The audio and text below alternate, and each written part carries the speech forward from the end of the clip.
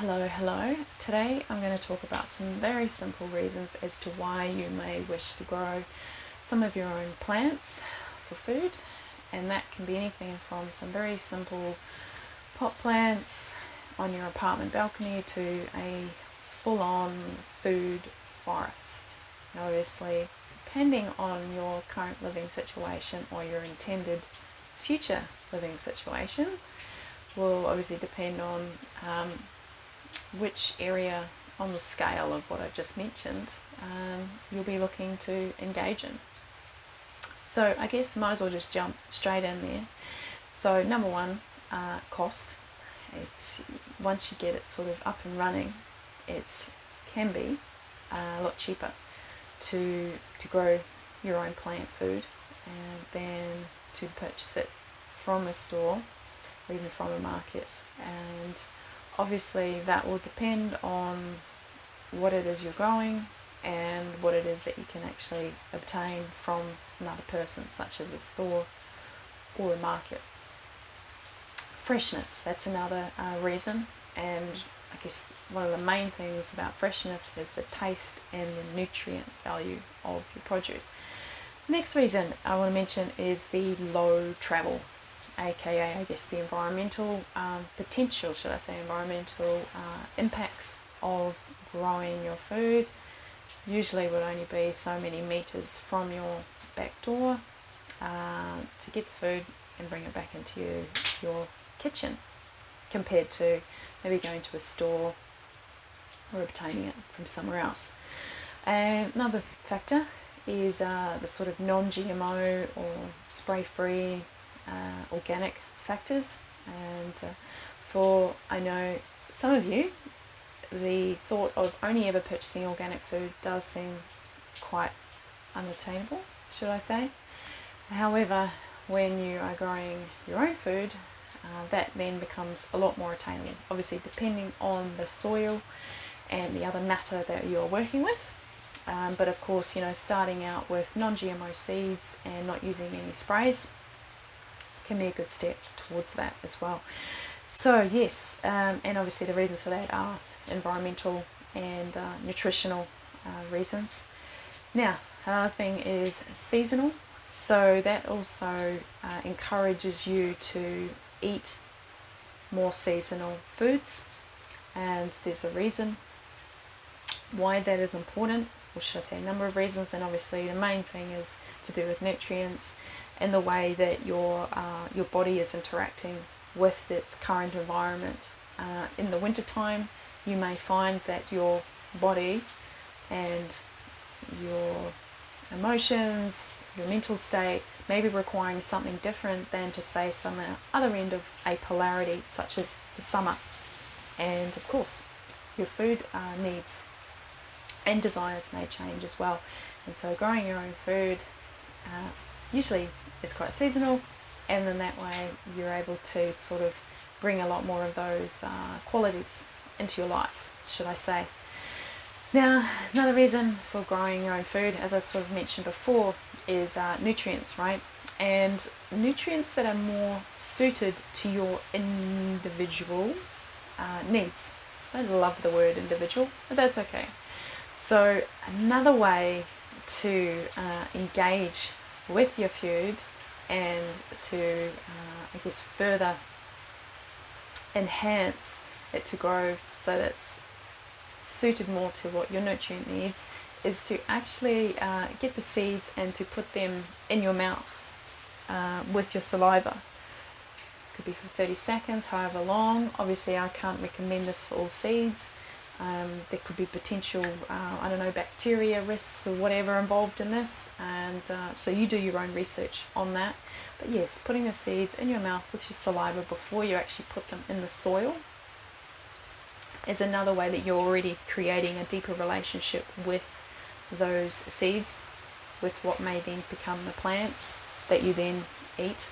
And yeah, I'll leave that up to you, whether that's something that resonates with you. And as again, I always say, whatever resonates throughout the rest of this video is completely up to you, and whatever doesn't, you can completely just disregard it, and that's okay too.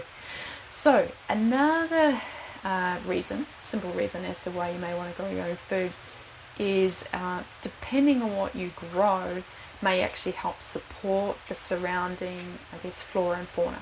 So the surrounding plants, the surrounding animals, the soil, many other obviously factors of matter that surrounds your garden.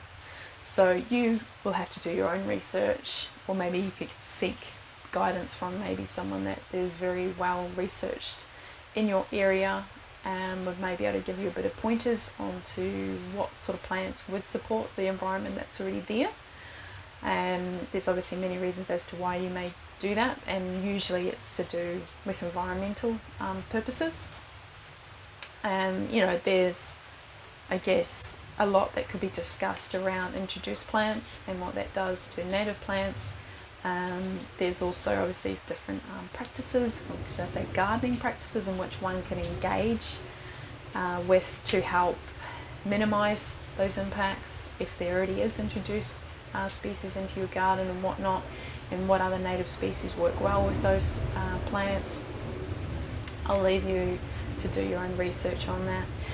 Now, another simple reason is relationships. Now you might be thinking, what is gardening got to do with relationships? Well, we won't go too far into it, but it also touches on the other principle of responsibility. And there's actually a number of relationship and responsibility skills that you can practice and embody while caring for plants or your garden. The same thing applies if it's just a pretty little pot plant in your house, and obviously there's much more degree involved when it's something like a child or a partner, a family member, your community, on and on and on the list goes, right? But yes, so gardening and caring for plants, growing your food, will actually help you with your relationship and your responsibility embodiments and skills, if you have capacity to, I guess, take some of the lessons that you learned through gardening and are able to actually apply it into other aspects, I guess you could say more metaphysically, in your life. Again, you don't have to think that far into it, but it's just something that comes to into my field when I think about caring for a garden. Now, another simple reason that you may wish to obviously engage with planting your own food is things like your mental and emotional well-being. Again, kind of ties into the relationship and responsibility skills that I just talked about before, due to the more sort of meditative practices that you may find, or meditative states that you may find yourself in when you are caring for plants in the garden. Another simple reason is that getting your hands in the soil and caring for plants, getting outdoors, can actually boost your immunity. I am sure there's probably many of you out there that may think the polarity opposite to that, although I also trust that not many of those people probably watching this channel. But if you are, that's okay too. I still welcome you. So yes, engaging with the soil can actually really boost your immunity. I'm not going to go into the science on that. I'll leave that research up to you. Another one is a little bit more sort of materialistic, but moneymaker or community supporter. So growing your own food in your garden, you can sometimes grow more than what is actually required for yourself, for your household, even maybe for your neighborhood. In that way, if you wish to, you can actually start selling, exchanging, trading, whatever term you want to use, your produce for other items. So, that can create a little bit of an income for you, a bit of sustainability for you, so you can go out and also, obtain other things, small things that you may need in your everyday life. I know many people who love to have little roadside stalls, on their properties, and often that helps support them paying things like rates bills for their land and whatnot. So yeah, it's just an example, but you don't have to necessarily trade it for money. You can also give away the produce if that's something that really resonates with your heart.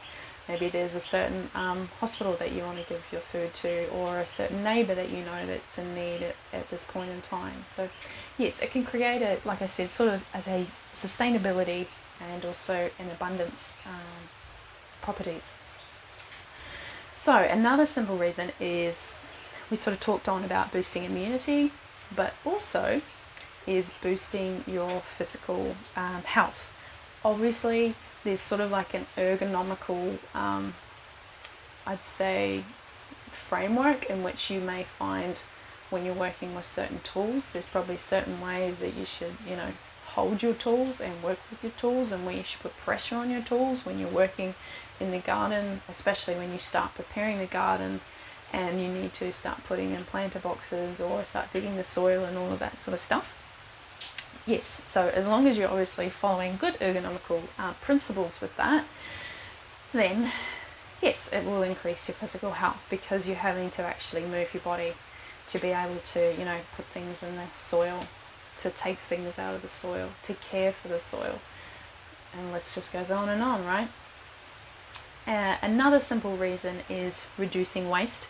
So especially if you have a compost system going as well. So, you know, we sort of talked about how, you know, it's environmentally potentially beneficial, the fact it's not having to travel far. Or another thing is you're not normally having to obtain things in some sort of packaging. So that in itself produces less waste, if you want to put it that way. Also, if you've got a composting system going, if you've got food that maybe is not suitable to eat, or there's sections of the food that you are not going to eat, then you can put that into the compost, put it back into the soil, and the system becomes a bit like a closed loop system. So there's a whole lot we could go into about that. I did do a video actually on closed loop systems, but more in an economic sense. I can leave a link to that in the description box down below. Yeah, here I'm talking more about closed loop system in regards to your garden, reducing waste. There is no waste really. It all just goes round and round. Now, the last simple reason I want to talk about growing your own food is it also creates more of a sense of self-sufficiency, especially during times if you know, there might be a bit of a food shortage, or you don't have a lot of income coming in to be able to get to a place where you might normally buy or trade food, or you might be stuck in a place and you're not able to travel. Maybe you live quite rurally, but the vehicle's not working, or, you know, list goes on and on and on. But it just means that you, again, like I said, that sort of self-sufficiency. But it doesn't just have to apply to like yourself, right? It can also apply to your community. So, you know, it's all good and well to be able to have everything that you need, but it's even better to be able to have everything that you need and more that you can share with your community, your friends, your family, and all of that too.